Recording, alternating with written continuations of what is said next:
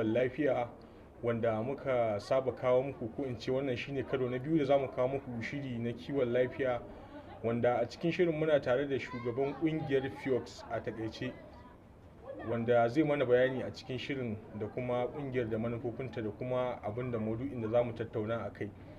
To a cikin shirin namu ne insha Allah zamu taba fannin bangaren da ya shafi cutar Sida ko kuma in ce HIV a takaice, wadda insha Allah na ɗaya daga cikin cututtuka da suke cin karensu babu baka a wannan zamanin.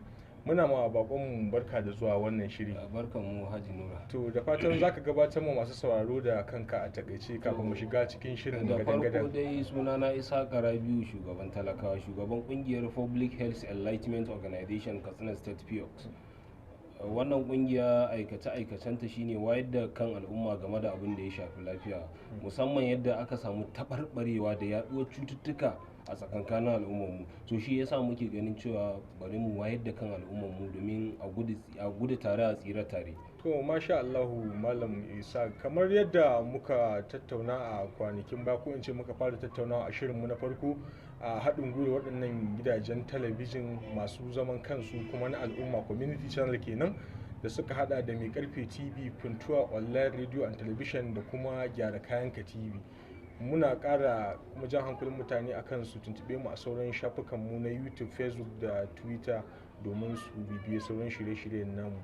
To kamar yadda muka tattauna a wancan lokacin, mun fara tattauna akan cutar HIV, sai dai duk da akwai tambayoyi da sauran abubuwa da suka biyo baya, muna fatan za a fara shirin daga gundari kamar yadda abin nan daga dai kamar farko da jama'a za su ƙara fahimtar shin wai mecece ma HIV a takaice. To a'udhu billahi minash shaitanir rajim, min hamdihi wa nafthihi wa nafsihi, bismillahir rahmanir rahim.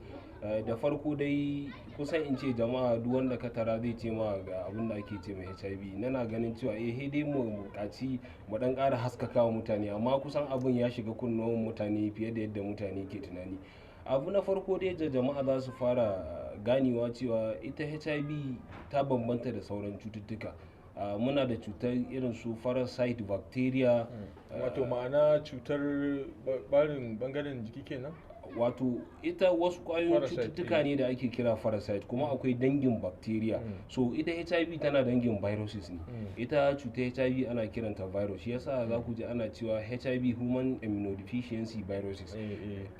So a takaice dai cutar HIV wata cuta ce da takan samu a jikin dan adam ta wasu hanyoyi, musamman hanyoyin da wannan cuta ta fi samuwa jikin dan adam shine ta hanyar saduwa.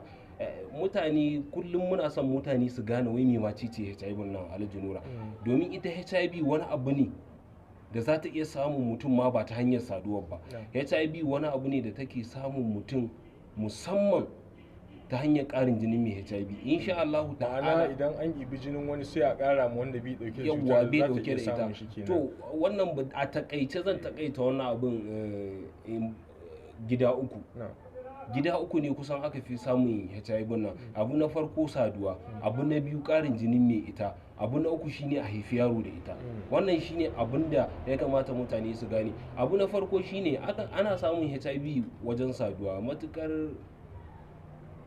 mai HIV nan ya zo ya kwanta da mara HIV za a iya samun HIV ta wannan hanya. Kamar ma'ana alaka tsakanin mace da namiji za a iya samun wannan cuta. Abu na biyu shine uwa za ta iya haihuwar yaro da wannan cuta ta HIV. Abu na uku shine a ɗibi jinin mai HIV a ƙara wa mara HIV.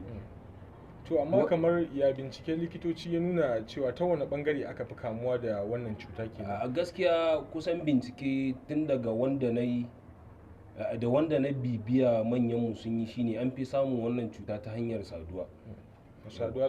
Saduwa tsakanin mace da namiji an fi samun wannan cuta. So wannan saduwa tsakanin mace da namiji kusan yawanci nan ne kowa ya fi ittifakin ana samun wannan cuta. Sai dai ana samun wannan cuta wani zubin ta a ɗibi jinin mai wannan cuta a ƙara ma mara ita. Wannan kuskuren ana samun shi. Ko kuma mutane za su ce waya jariri yake ɗaukar cutar HIV ne. Yana ɗaukar cutar HIV ne idan ya kasance uwar shi tana da ita, so zai iya kamuwa da cutar HIV.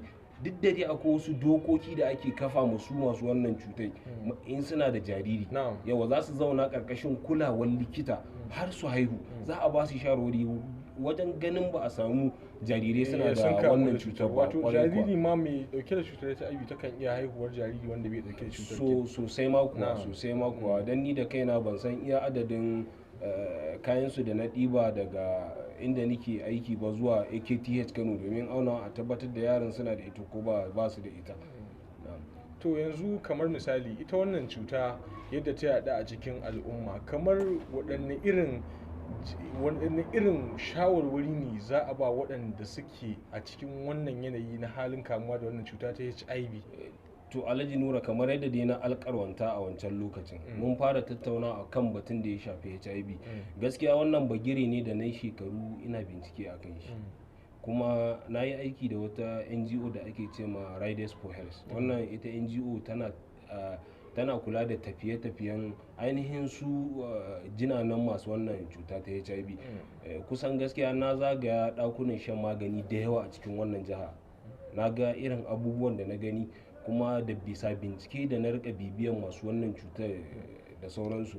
Abu na farko dai shine mutane su gane cewa kada ka ga wata da HIV ka dauka cewa zina ta je ta samu ta aljinura, domin mafi yawancin matan ma ni a bincike na gano cewa wa'annan matan da suka fi yawan kamuwa da cutar HIV yawancin su mazajen su ne ke goga musu, ba su ke fita su nemo wannan cutar ba. Duk da dai akwai wa'anda wajen yawon da suke suna samun wannan cuta ta HIV. So gaskiyar magana mata sun fi ɗauke da wannan cuta ta HIV fiye da maza. To me ya kawo mata suka fi yawa a ɗaukar cuta? To alhamdulillah, kusan mu al'ummar musulmi kuma Hausawa Allah ya halatta mana mu auri mataye kwara hudu. Wani zaka same shi yana da mata hudu, kakan matan nan kwara hudu babu wadda bata da wannan cuta ta HIV. Kuma zaka samu wani zubin ma a cikin gidan bayan mata hudu zaka samu an haifi ƙananan yara masu dauke da wannan cuta ta HIV.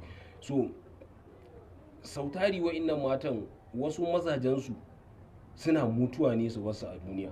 Kamar dama ina son mu zo wannan bagiran, kamar ana yawan faɗa cewa kamar akwai wani bincike da mu kanmu muka duba, mun ga cewa mafi yawa mata maza na riga mata mutuwa a masu dauke da waɗannan cututtuka tsakaninsu. Maza sukan yi saurin mutuwa fiye da mata.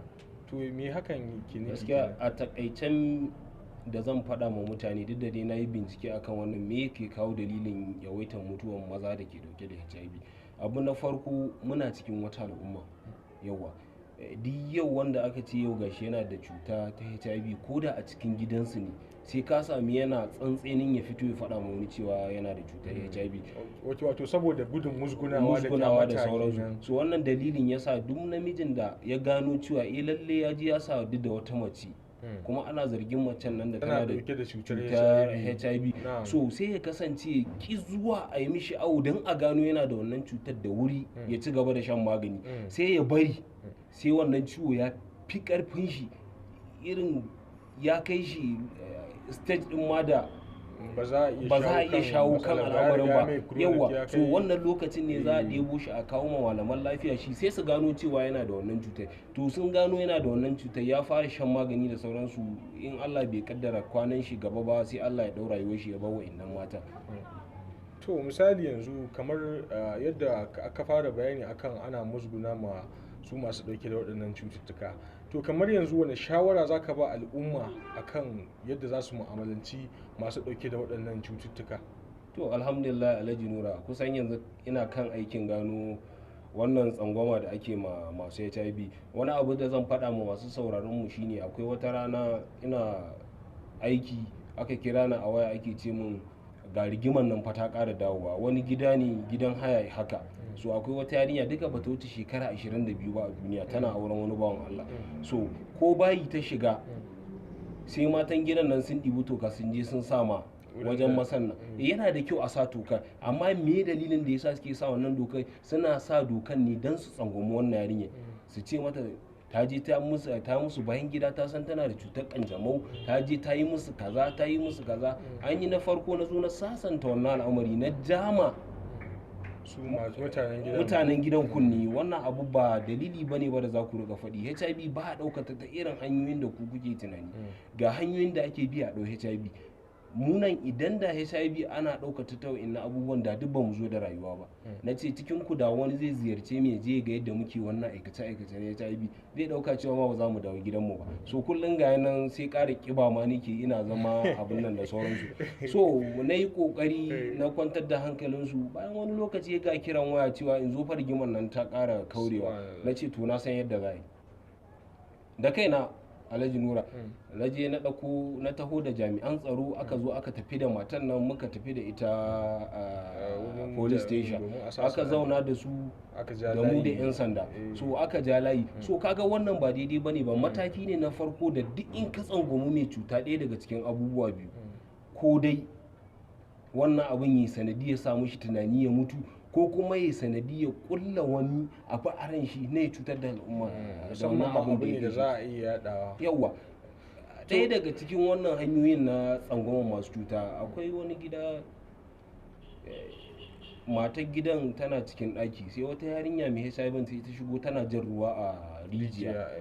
Ta gama jan ruwa ta tafi, sai kanwar matar ta zo za ta kama igiyar nan za ta ja ruwa, sai yayi ta hito take ce mata wallahi in kika sake kika kama igiyar nan ba dai nan gidan ba, sai dai ki koma gidan ubanki. Yarinya sai abun ya bata mamaki, ya sa ta faɗa haka. Shine take ce ma yarinya ke baki san wancan HIV ke gare ta ba. Kaga wannan akwai kuskure a ciki. Ba yadda za a ce wai za a iya samun HIV ta guga. Gaskiya ba zai, tunda kun faɗa kamar harkar lafiya ta nuna cewa sai ta harkar exchange na to ake samun irin wannan cututtuka, ko yuzun wani karfe da zai taki jinin mai shi ya taki kamar a kwanakin baya kayi wani bayani mai muhimmanci da ya kamata jama'a su ƙara tana musu, musamman mata, akan abin da ya shafi kitso ne ko wani dan karfe ko wani abu dai, musamman bangaren kitso da an yi bayani, kuna yawan bayani akan cewa mace ta so mutane dai abin da muke so su gane cewa abin nan tsinken da za su rike kitso nasu na kansu, ko ba ma wai gudun ɗaukar HIV ba, ya kamata duk wani karfe da wani zai amfani da shi ya kasance kana da naka na kanka. Ba shi kenan, ba amfani reza, saboda akwai ciwon hanta za a iya samun shi ta wannan, akwai cututtuka da za a iya samun su ta wa'innan hanyoyin da sauransu, ba wai HIV ba kawai. So ya kamata mutane ki mallaki tsinken kitson su, ka mallaki rezar ka, ki mallaki rezar ki. Yawa idan kilifa ce ma wajen mai aski, mallaki taka ka rika zuwa wajen aski da ita. So gaskiyar magana wannan bagire ne babba, kusan muna shirye-shiryen hada wani babban taro akan abin da ya shafi wannan stigmatization na tsangwamar masu HIV nan, saboda ɗaya daga cikin abubuwan da yanzu na gano cewa wannan cuta tana yaduwa ne ta hanyar tsangwamar wa'annan mutane. Domin wani misali da zan baka, mutane da yawa za su je asibiti su an so maganin ciwon TB, wani zai an so maganin malaria, wani zai an so maganin anta, amma sai ya zo cikin mutum 100 ya zauna ya ce musa ai na je an auna na an ce TB ce ke damuna, ba zai ji komai ba.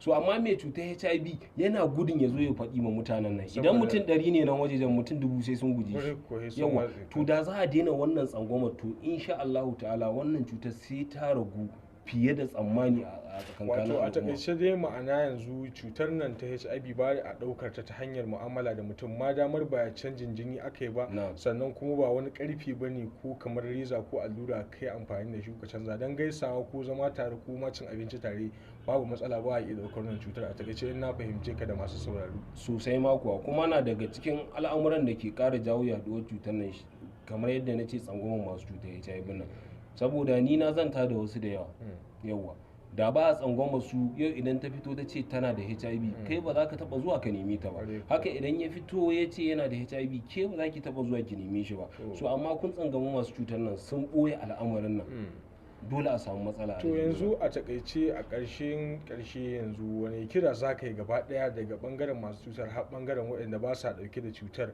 wani kira za ka yi gare su gaba ɗaya, cikin da hatta da in aka haɗa da masu sauraron mu gaba ɗaya, wani kira za ka yi a gare su? So babban kiran da zan yi, abu na farko dai su masu cutar nan su ji tsoron Allah, su sani cewa duk lokacin da ka je ka yaɗa ma wani abin da bai da shi, ko da na ciwo ne, Allah fa ba zai kyale ka ba. Wani irin bayani za ka yi a gaban Allah a lokacin da ka je ka goga ma wani wata cuta?